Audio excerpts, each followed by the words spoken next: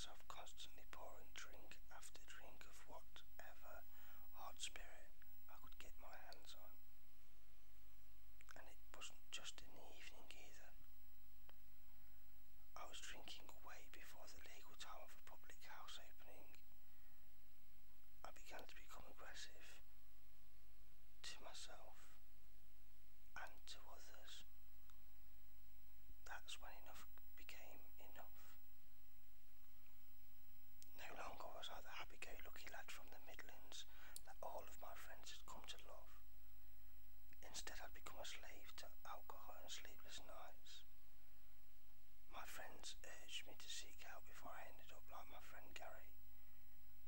And eventually, after days of calling the doctors and hanging up, I finally mustered the courage to speak to the gentle receptionist and book an appointment for what could be one of the biggest days of my life so far.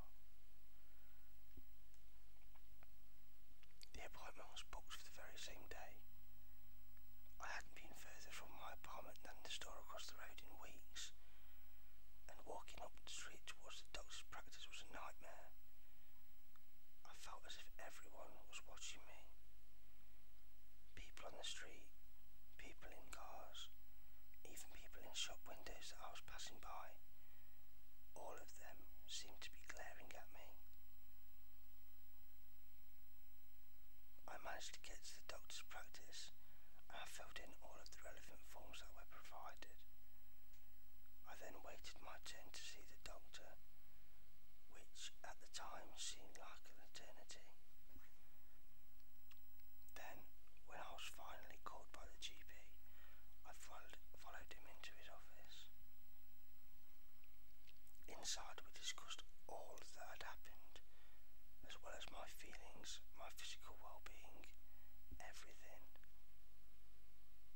Sympathetically, he gave me the once-over and told me that my blood pressure